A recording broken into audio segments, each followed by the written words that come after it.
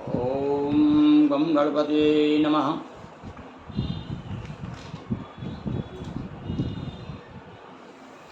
गणपति गुरु गौरी गिरा गोस्वामी गिरिजेश सहित शारदा नर्मदा आये हृदय प्रदेश।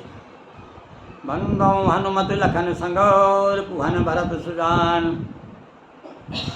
या राम जी को नमन गाऊँ मानस गान सियावर रामचंद्र की जय। नर्मदा मैया जी की जय। अखिलेश्वर महादेव की जय।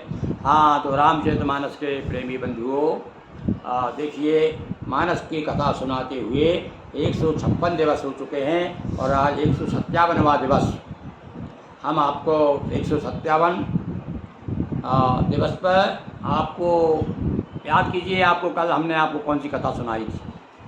मनु शत्रुपा की कथा हुई, जय विजय की कथा हुई, नारद मोह हुआ, और अब जो है राजा प्रताप भानु की कथा प्रस्तुत कर रहे हैं।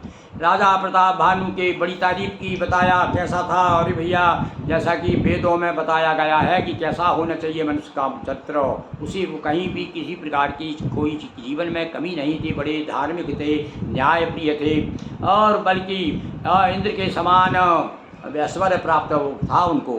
किंतु देखिए आप, थोड़ी सी गलती के कारण और ब्राह्मणों के शाप के कारण 3 जन्म तक उन्हें राक्षस बनना पड़ा।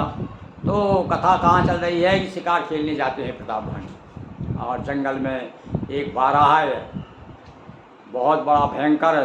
क्या लिखा उसके बारे में, वो उस बारह के बारे में, नील में इधर शिखर समा देख विशाल बराह। कितना बड़ा, जैसे नीलमणि बड़ा पर्वत हो, एक पर्वत के शिखर के समान। अब उसे देख करके अब राजा उसका शिकार करने के लिए उसके पीछे पड़ जाता है। तो आवत देख या देखे रघुबाजी चले उबराय मरुत गति भाजी दुरद कीन नपसर संधाना मई मिल गयो मिलो कतवाना। वो तो मायावी था, इसलिए राजा ने बहुत पीछा किया, और जो ही बाण तैयार मारने को तैयार हुआ तो वो गायब हो गया। तकी तकी तीर महीस चलावा करी छल सुअर शरीर बचावा।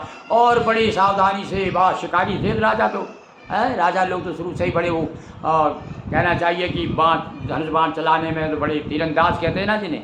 तो ये तीरंदाजी नहीं चली उनकी इसके सामने। बहुत कोशिश की इस राजा ने उसको मारने की, पर वो अपने धोखे से, छल से जो अपने शरीर को बचाता रहा। प्रकट जाय मृग भागा जिस बसे भूप चले उस संग लागा। पर इससे राजा को भी क्रोध आ गया। वो भाग रहा है, राजा पीछे जा रहा है। कल्पना कीजिए, एक सुअर भाग रहा है, राजा पीछे दौड़ रहा है उसके। गयो दूर घन गहन बराऊ जैना है गजबाज निभाऊ। और वो तो भैया बड़ा कलाकार था, वो तो मायावी था। भागते भागते बड़े गहन जंगल में, घने जंगल में ले गया, जहाँ पर गजबाज निभाऊ, या हाथी घोड़े बड़े बड़े वहाँ कहीं मिलते ही नहीं थे, ऐसे पशु पक्षी भी नहीं थे। अति अकेल बन विपुल कलेशु और तदपना मग मग तजय नरेशु। फिर भी राजा ने मग नहीं छोड़ा, रास्ता नहीं छोड़ी। बड़ा विकल हो गया, बहुत जंगल में घुमा ले गया, पर फिर पीछे उसका छोड़ा नहीं। कोल बिलोक भूप बड़ धीरा भाग पैठ गिरी गुहा कबीरा। और कोल नाम का राक्षस था, वो तो बारह बन के आया था। जब देखा अब राजा छोड़ेगा नहीं मुझे, तब तो जा कर के गिरी गुहा में, यानी एक पर्वत की गुफा में जा कर के घुस गया। अगम देख नपति अति पछताई फिर महावन पर। हाँ, अब आ गई बात भैया। जंगल में जब घने जंगल होते हैं तो आदमी भूल जाते हैं ना कि भूलन बेल पड़ गई भैया। भूलन बेल में राजा आ गया, लौटते में भूल गया कि अब कहाँ कहाँ पीछे, तो ध्यान तो रहा नहीं, चला गया।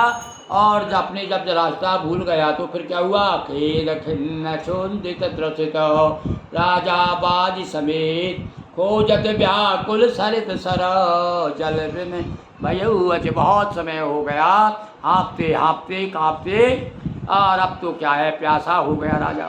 अब राज ढूंढने लगा, कहीं पहले पानी मिल जाए, फिर देखूंगा मैं कहाँ जंगल में हूँ और मेरा राज्य कितने पीछे छूट गया है। तो इस प्रकार से राजा इस समय अचेत हो गया। लीजिए साहब, राजा को अचेत ही रहने देते हैं, और कल उसकी अपन मूर्छा जगाएंगे, और उसके बाद आखिरी कथा सुनाएंगे। बोलिए सियावर रामचंद्र की जय, पवन सुत हनुमान की जय, बटुक भैरव देव की जय। हर हर महादेव शंभो।